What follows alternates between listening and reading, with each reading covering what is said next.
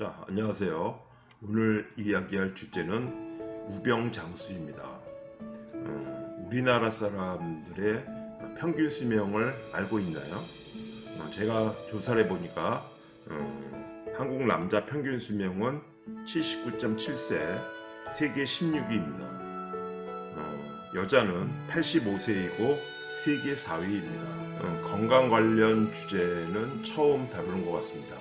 오늘 참고할 서적은 완전소화입니다. 이 책의 저자는 류은경 씨로 연십습관 연구소 대표이며 대학에서 수의학을 전공했습니다. 국립암센터와 서울대학교 의학연구원으로 일했습니다.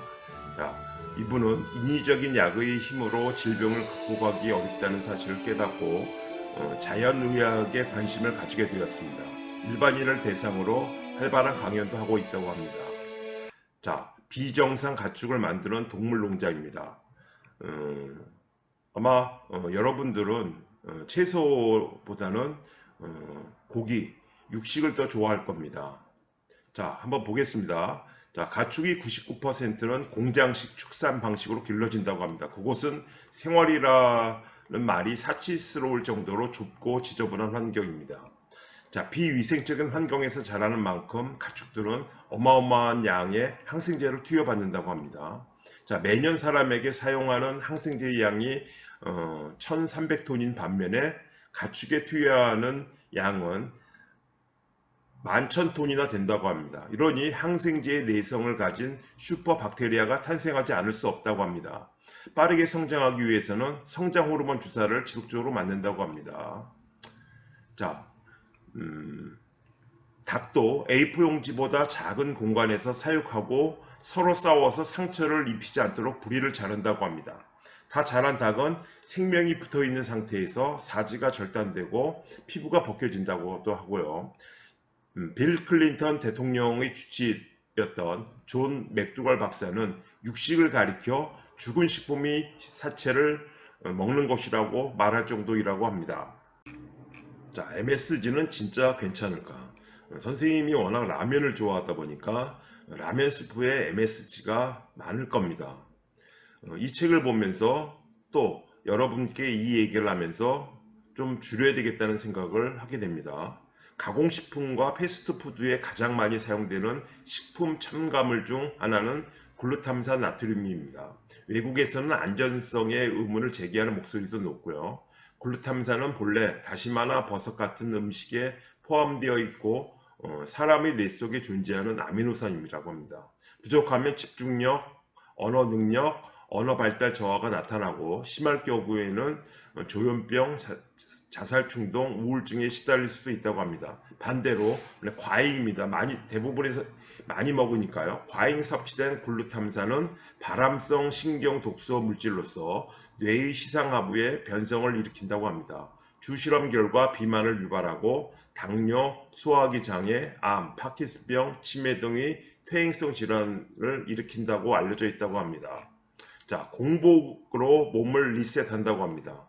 선생님도 아침마다 과일을 먹습니다. 가능하면은 탄수화물이나 단백질을 먹지 않으려고 하는데 여간 어려운 일이 아닙니다.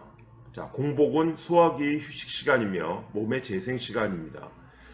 음식물을 소화하느라 열심히 일한 장기들이 회복하고 또 일하기 위해 준비하는 시간이라고 합니다. 저자는 공복 상태에서 몸의 신진대사가 좋아지고 비만과 당뇨 등으로 둔해진 인슐린 민감도가 증가하고 지방분해 등 신진대사가 활발해져 몸속 만성염증도 줄어든다고 합니다. 요새 간헐적 단식을 많이 하는데 이것도 일종의 공복 상태를 유지하려는 것도 있을 겁니다. 야생동물이 반려동물보다 건강한 이유를 찾으려는 실험을 일본에서 했습니다. 연구진은 굶주린 원숭이에게 찐 감자를 평소에 먹는 양의 4배인 400g을 주었다고 합니다. 하지만 원숭이는 100g 정도만 먹었습니다. 그런데 꿀과 버터를 발라주자 원숭이는 400g 이상을 먹었다고 합니다. 결국 식품에 쓰는 첨가물은 우리 입맛을 교란시켜 식욕의 문제를 일으킨다고 합니다. 여러분에게 그 습관에 관련된 내용으로 해서 안내를 했었는데 학생들도 마찬가지입니다. 어렸을 때부터 올바른 식습관을 들여야지 성인이 돼서도 식사를 제대로 할 수 있습니다. 자, 마음이 아프면 몸도 아프다. 우리는 스트레스를 받으면 가장 쉬운 해결책이 먹는 것을 선택합니다. 선생님도 마찬가지입니다. 저자 역시 밀가루 중독증이 있었다. 스트레스가 심한 날에는 샌드위치나 토스트를 한 번에 두세 개씩 먹었고요. 치킨과 맥주, 과자나 인스턴트 식품을 잔뜩 사가지고 돌아와서 먹었다고 합니다. 그때 몸에 좋은 과일이나 채소로 스트레스를 풀었다면 좋았을 텐데 그러기 쉽지 않았다고 합니다. 스트레스를 많이 받으면 우리 몸은 언제 일어날지 모르는 위험에 대비하기 위해 지방을 축적하고 혈액을 지속적으로 공급하기 위해서 혈당도 상승시킨다고 합니다. 그러면 당은 인슐린이라는 버스의 도움을 받아 필요한 곳으로 이동하는데 이 버스를 자주 부르면 버스 기사가 제때 움직이지 않게 되죠. 인슐린 민감도가 떨어진 저항성이 생긴다고 합니다. 그러면 여러 가지 대사 질환이 생긴다고도 합니다. 자, 소화불량의 원인은 효소 부족입니다. 다 선생님이랑 적용이 되는 것 같습니다. 가공된 음식을 먹으면 당연히 몸이 이상해진다. 그렇지만 젊은 사람일수록 잘 못 느낄 겁니다. 선생님도 많이 못 느꼈었습니다. 근데 최근에 와서는 몸이 안 좋다는 것을 가끔씩은 느낍니다. 가짜 음식의 주성분은 탄수화물, 지방, 단백질, 각종 첨가물이라고 합니다. 살아있는 효소가 없고요. 이렇게 효소가 없는 음식을 먹게 되면 신진대사에 문제가 생긴다고 합니다. 효소가 고갈되기 때문이죠. 과식과 폭식도 심리적인 문제라기보다는 효소 부족의 결과라고 저자는 얘기합니다. 자, 효소를 제공하는 살아있는 음식은 쉽게 말해 요리하기 전 자연 그대로의 모습입니다. 생과일과 생야채는 풍부한 비타민, 미네랄, 양질의 수분과 섬유질을 공급합니다. 과일은 30분 만에 소화되어 혈액에 당을 공급하고 몸의 독소 제거를 합니다. 과일의 항산화 성분이 간을 건강하게 해준다고 합니다. 자, 위궤양 치료에는 양배추가 보약이다. 선생님도 토스트에 양배추를 넣고 마요네즈 넣고 해서 가끔 먹습니다. 자, 위장세포 분열에 가장 좋은 음식은 비타민 U를 함유한 양배추입니다. 1949년 스탠퍼드 의과대학 간의 체니 박사에 의해 소화성 궤양인자가 양배추에 들어있음이 발견되었습니다. 양배추에 들어있는 비타민 C, 비타민 K, 베타카로틴과 엽산은 소화기 점막을 건강하게 만들어준다고 합니다. 그리고 헬리코박터 파일로리 치료와 지방세포 분할을 억제하는 데 도움이 된다고 합니다. 여러분도 많이 양배추를 먹기 바랍니다. 운동만으로 지방이 사라지지 않는다고 합니다. 이것도 상당히 중요한 것 같아요. 선생님도 매일 운동을 하고 있지만 식사를 제대로 하다 보니까 살이 그렇게 많이 빠지지는 않았습니다. 자, 이 책의 저자는 살을 빼려면 운동보다는 오장육부 관리에 먼저 초점을 맞춰야 된다는 이 말이 중요한 것 같습니다. 몸이 건강해야 된다는 거죠. 오장육부가 건강하면 따라서 신진대사가 활발해지니까 지방이 빨리 분해된다고 합니다. 자, 우리가 1시간 동안 걷기나 달리기를 하면 400칼로리가 소모됩니다. 한 달 동안 매일 뛴다고 했을 때 12,000 칼로리 정도인데 이것은 지방 1g이 되는 열량이 9칼로리라고 했을 때는 1.5kg 빼기도 어려운 수준이라고 합니다. 반대로 먹는 걸 생각합니다. 400칼로리는 과자 한 봉지의 열량입니다. 과자 한 봉지만 안 먹어도 1시간 달리는 효과를 볼 수 있습니다. 선생님은 1시간 동안 달리고 과자 2봉지를 먹으니까 그래서 그런 것 같습니다. 저자는 운동보다 오전 과일 식사를 꾸준히 하자 허리 등살이 빠지는 신기한 경험을 했다고 합니다. 오장부의 기능이 살아났다고 합니다. 자, 식전 과일입니다. 이 책의 저자는 과일과 채소가 참 몸에 좋다는 것을 많이 강조하는 것 같습니다. 건강해지고 싶은 사람은 섭취하는 과일의 양을 늘리면 된다는 겁니다. 아침과 저녁에 주식으로 과일을 삶고 점심은 일반식을 먹는다고 합니다. 식후 과일을 먹으면 식사로 먹은 음식과 섞여 소화불량을 일으킨다고 합니다. 일반식을 한 사람의 뱃속에 김치, 나물 등의 식이섬유와 고기 같은 단백질이 밥과 함께 버무려져 있습니다.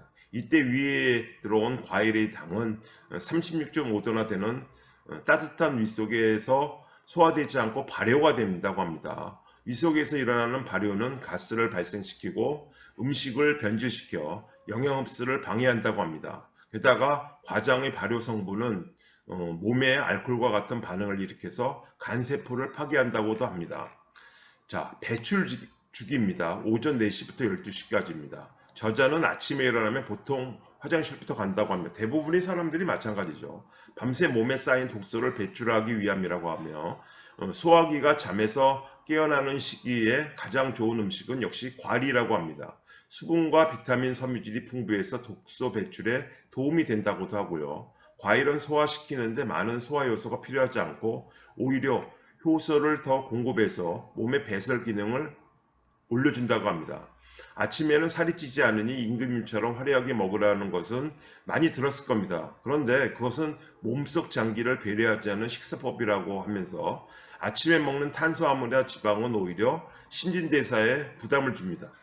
차라리 배출 주기에는 아무것도 섭취하지 않는 게 좋다고 합니다. 과일 3개씩 먹는 습관으로 체중이 줄고 아침마다 느끼는 피로감이 덜했다고 합니다. 선생님도 아침에는 과일을 먹는데 과일만 먹고 12시까지 있기가 상당히 힘들더라고요. 자, 동화주기입니다. 밤 8시부터 새벽 4시. 야식을 하면 안 된다는 겁니다. 수면 시간은 몸속에서 일어나는 문제를 해결하는 시간입니다. 온종일 쉬지 않고 일한 장기가 하루를 되돌아보면서 휴식도 취하고 잘못된 것도 바로잡는 시기입니다. 그러므로 동화주기에는 음식을 섭취하면 오장육부는 다시 일을 해야 됩니다. 야근을 할 수밖에 없다는 거죠. 밤에는 뇌뿐만 아니라 오장육부도 쉬어야 다음날 제대로 된 컨디션으로 움직일 수가 있다고 합니다. 암세포는 이렇게 휴식이 필요할 때 제대로 쉬지 못해 만들어지는 것으로 알려져 있으며 노화가 진행되면 멜라토닌의 양도 줄어드는데 야식은 멜라토닌의 분비량을 줄인다고도 알려져 있다고 합니다. 선생님도 그전에는 장 건강을 잘 챙기지 못한 것 같습니다. 자주 술 먹고 또 야식도 먹고 인스턴트 라면도 먹고 근데 요즘은 많이 절제하려고 합니다. 자, 장에서 이식까지 다양한 호르몬을 만들어내는데 그가 뇌에서 생성된다고 알려졌던 세로토닌이 장에서 더 많이 나오는 것으로 최근 밝혀졌습니다. 실제로 세로토닌의 95%는 소화기관에서 만들어지며 나머지 5%만 뇌에서 나온다고 합니다. 세로토닌은 편안함과 집중력을 높여주는 행복 호르몬입니다. 흔히 행복이라고 하면 우리는 엔도르핀이라고 하는데 엔도르핀은 격정적이고 쾌락적인 상황에서 나오는 중독성이 강한 호르몬입니다. 마약이나 도박의 늪에서 헤어나오지 못하는 이유는 결국은 강한 엔도르핀을 맛보았기 때문이라고 합니다. 우울증에 걸린 사람의 장을 살펴보면 불규칙한 식습관과 인스턴트 식품 등 자극적인 음식으로 장 건강이 안 좋은 경우가 많다고 합니다. 참고로 세로토닌은 아미노산인 트립토판과 각종 효소 반응을 통해 만들어지는데 과일, 견과류, 야채 등을 섭취하는 게 좋다고 합니다. 여러분들도 많이 섭취하기 바랍니다. 자, 고혈압약과 당뇨약을 먹지 않는 해녀. 선생님도 고혈압약은 지금 먹고 있습니다. 자, 해녀들은 수용성 식이섬유가 풍부한 해초류와 오메가3 지방산이 풍부한 생선을 많이 섭취한다고 합니다. 인스턴트 식품과 패스트푸드, 짜고 양념이 강한 찌개류 대신 영양소가 풍부한 음식을 먹으니 건강에 좋다고도 합니다. 어느 연예인이 특별히 체중 조절을 하지 않는데도 날씬한 이유로 매일 미역국 먹는 습관을 들었습니다. 이 음식을 먹으면 지방 축적을 걱정할 필요가 없다고 합니다. 안에 들어있는 알긴산이 결국 콜레스테롤과 나트륨 배출에 도움을 주고요. 해조류에는 칼슘과 철, 요오드, 마그네슘과 칼륨 등 미네랄도 풍부해서 신진대사의 효율을 높여준다고 합니다. 수용성 식이섬유가 많은 것은 결국은 딸기, 사과, 미역, 김이 되겠습니다. 자, 마지막입니다. 제3자의 시선으로 바라보면 행동이 변한다고 합니다. 오하이오 주립대학의 리비 교수는 나를 타인처럼 바라보기가 얼마만큼의 행동 변화를 유도하는지 투표 실험을 통해서 확인했다고 합니다. 실제 투표가 있기 전 1그룹은 자신을 3인칭화해서 그는 투표했어라고 상상해달라고 부탁했고 2그룹에는 1인칭으로 나는 투표했어라고 상상하고 상그룹에는 아무것도 주문하지 않았습니다. 결국 3인칭으로 자신의 미래 행동을 상상한 사람들이 훨씬 투표를 많이 했다고 합니다. 이렇게 나의 모습을 제3자의 시선으로 관찰하고 결국 위로하면 무분별한 식탐을 자제할 수도 있다고 합니다. 자, 마구마구 음식을 먹는 자신의 모습이 좋은지 아니면 감정을 절제하고 이성적으로 행동하는 자신이 좋은지, 식탐이 누그러진 후에 조금 여유 있는 마음으로 건강한 음식을 선택하는 자신의 모습을 상상해 보라고 합니다. 결코 쉬운 게 아니죠. 자, 오늘 여기까지입니다. 수고하셨습니다.